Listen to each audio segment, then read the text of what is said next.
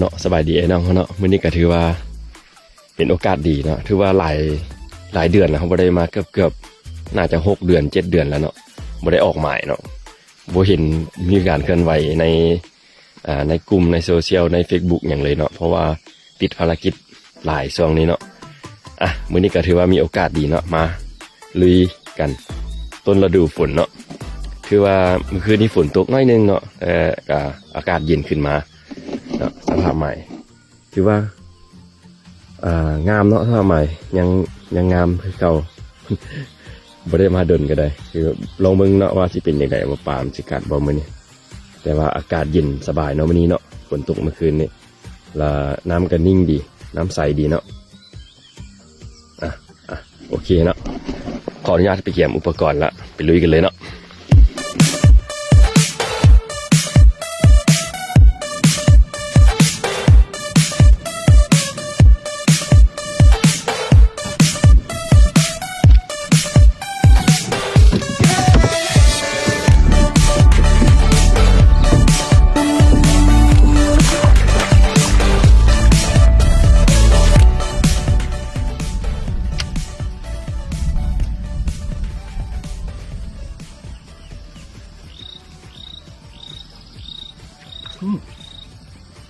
บ่รอดแล้วบัดนี้นะ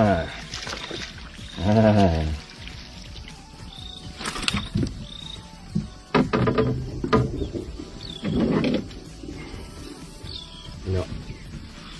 ตัวเลขแหกมันเขาสาโยกเข้าก็สอดแก้มเลยเนาะนี่เนาะมันตัวเลขแห่งมันเอามาแล้วเนาะโอเคฝากติดตามตัวต่อไปเนาะผลงานที่กบอย่างบักตลอดเขากัดดีทุกรุ่นเนาะขอเพียงไปหมายมีป่าเนาะมั่นใจแน่นอนเนาะมีตัวได้แน่นอนเนาะฝากติดตามตัวต่อไปเนาะกบอย่างบักตลอดมันรุ่นมืออีกเนาะเพราะว่ายังเห็นอีก2-3ตัวไล่มาเหมือนกันเนาะหลังจากเขาตีแล้วเบ็ดมันมีปัญหามันพลิกมันปีนเนี่ยปรับแปลงให้มันเข้าทรงเดิมเนาะปรับแปลงมันเข้าทรงเดิมกับตีเลยเนาะ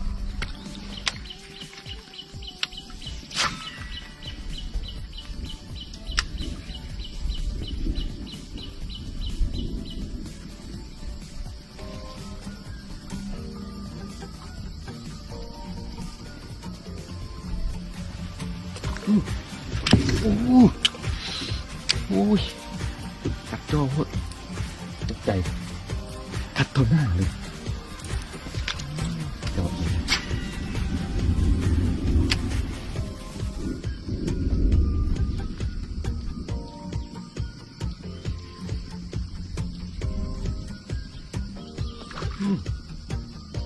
หมดเหลือโอ้ใส่ดี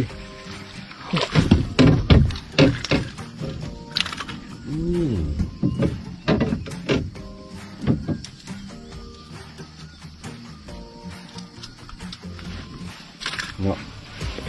ตัวที่2แล้วหมายเก่านี้เนาะแล้วเก่านี่เข้าเต็มปากเลยตัวนี้แล้วกบดาวมาตลอดเนาะช่วงนี้เขาบ่ค่อยได้มีการเคลื่อนไหวในเพจเนาะแต่ว่ายังผลิตคือเก่าเนื้อยังจัดทรงคือเก่าเนาะติดตามตัวต่อไปเนาะ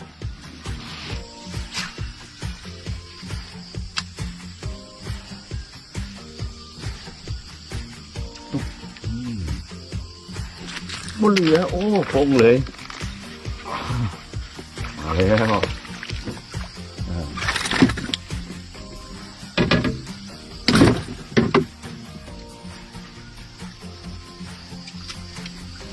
งัดลอยนะตัวนี้เนาะงัดลอยเลยเข้าไปเต็มปากเลยซาโยกติดตามตัวต่อไปเนาะ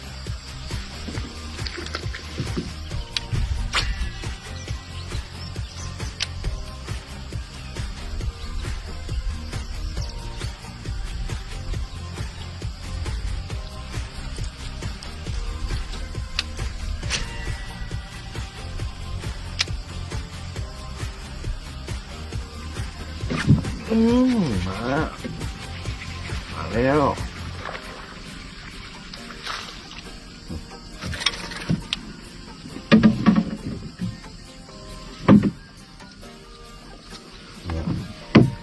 มาอีกตัวหนึ่งละเข้าเต็มนะซาโยสีฟ้า อยากหมานใส่กบยางตลอดเนาะรุ่นเบิ่งตัวต่อไป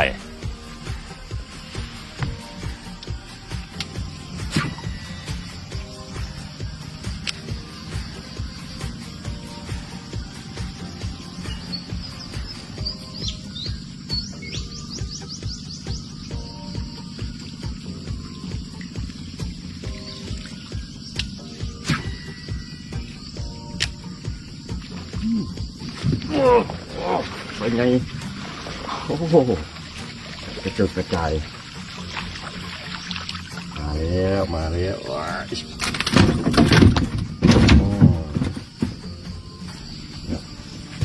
กัดปันตัวใหญ่บักตลอดซาโยนะซาโยสีฟ้าเลยนะใส่อ้วนๆเลยเนาะฝากติดตามตัวต่อไปนะ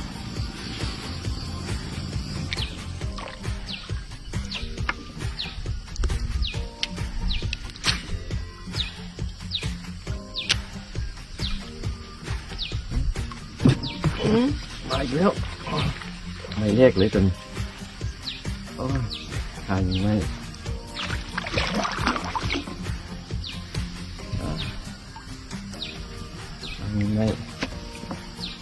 ตัวนั้นนี่สูตรลายครับสูตรน้อย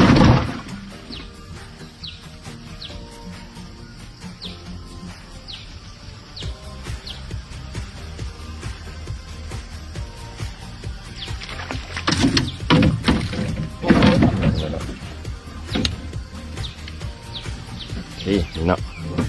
ออกเกาะสอนหิมปากเลยเนาะ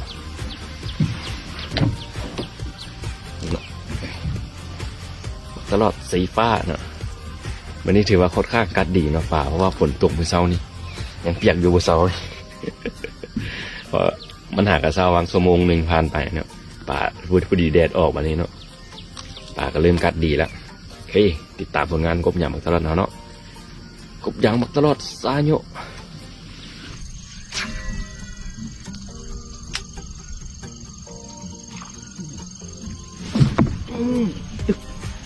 ตึกโอ้ตัวใหญ่ดึงแรงสายคือตัวใหญ่ครับ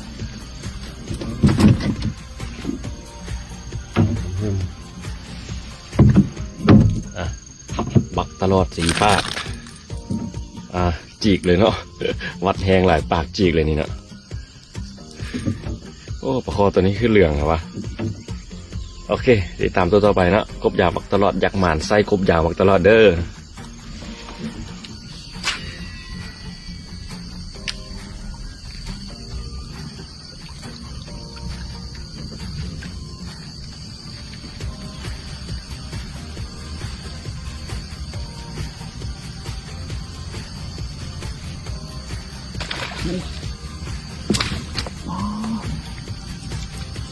ลึกกั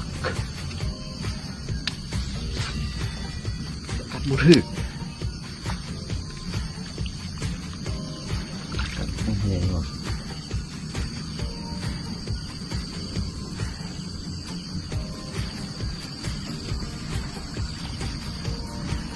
กัดไม่เคย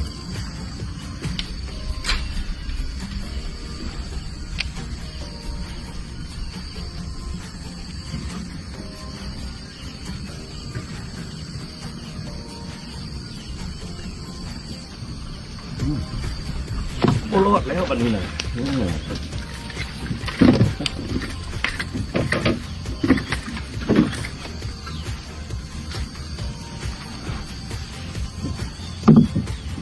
มาอีกตัวแล้วเนาะกินแบบนี้งัดปวดแขนแน่นอนมือนี้เนาะ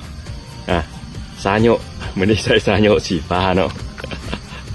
โอเคฝากติดตามตัวต่อไปเนาะถ้าอยากหมานใส่กบยางมาตลอด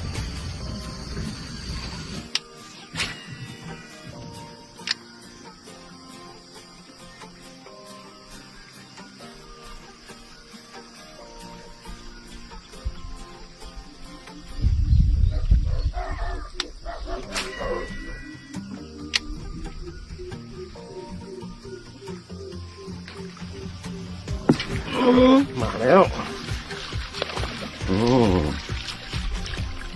ซาโย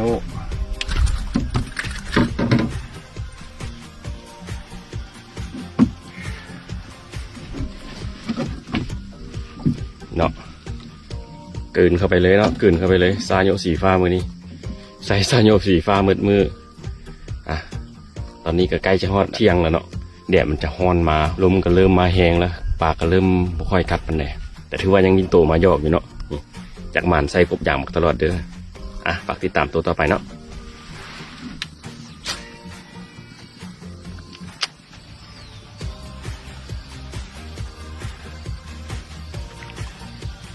โอ้ลุดไปทักบุรุษไปอีกแล้ว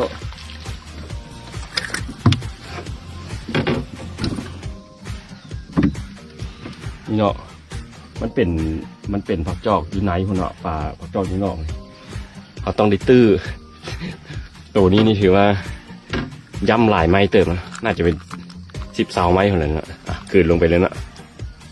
อ่ะกบยางตลอดอยากหมานใส่กบยางตลอดเนาะมีจำหน่ายตามห้างอุปกรณ์ตึกป่าทั่วประเทศเนาะโอเคมันมาอ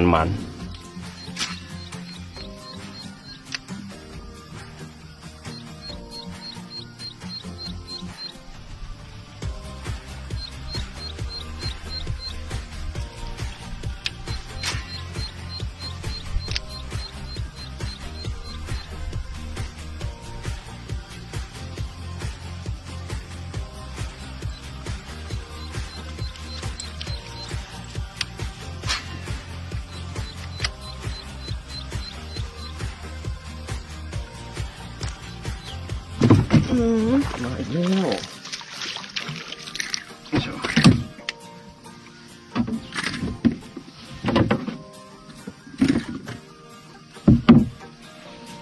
อ่ะเด็ดออกกัดอยู่เนาะมาอีกแล้วเนาะตัวหนึ่งเนี่ยเกินลงไปเลยซาโยสีฟ้าอยากหมานใส่กบยางตลอดเนาะอยากหมานวันนี้อย่าลืมเด้อมีจำหน่ายทั่วประเทศเนาะกบยางตลอด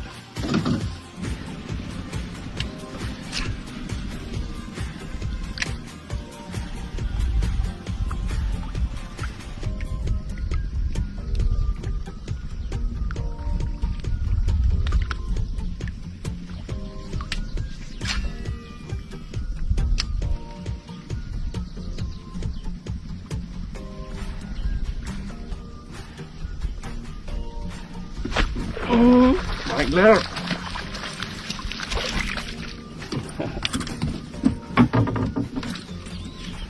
นี่เนาะเอาลุดมันสะบัดเนี้ยออกไปแล้วเนาะโอเคเอามาอีกตัวหนึ่งเนาะยักษ์หมานไส้กบยางบักตอดมีจำหน่ายทั่วประเทศตามห้างขายอุปกรณ์ตึกป่าทั่วไปเนาะอย่าลืมไส้ดีบอกต่อเนาะมัน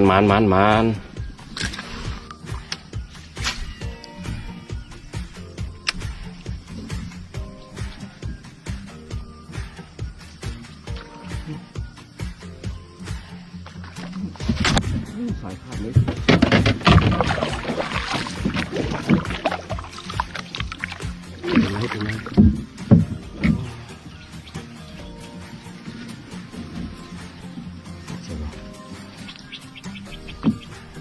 โอ้ขาดบนมัดเลยโอ้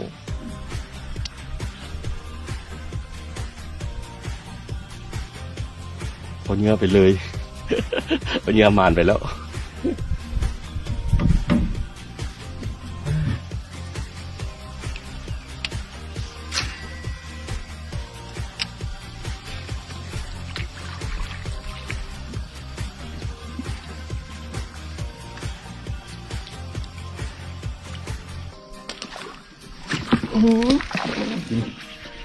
ปลาบินมาอีกแล้ว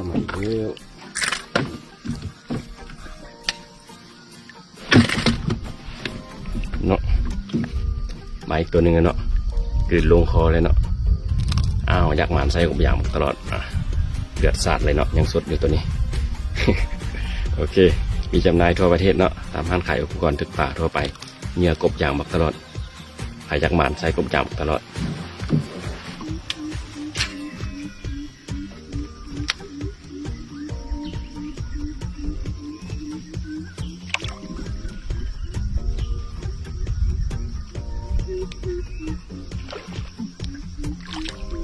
แน่นอน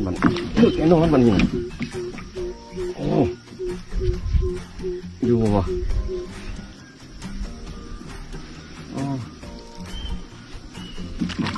เล็ดแล้ว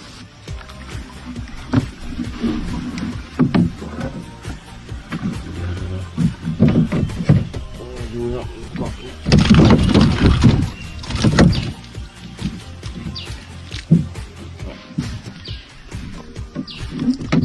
ปักตลอดซาโยโอเคบักตลอดซาโยนี่นะกลืนลงไปเลยเอาอยากหมานใส่กบยางบักตลอดเนาะอย่าลืมเด้อใส่ดีบอกต่อกบยางบักตลอด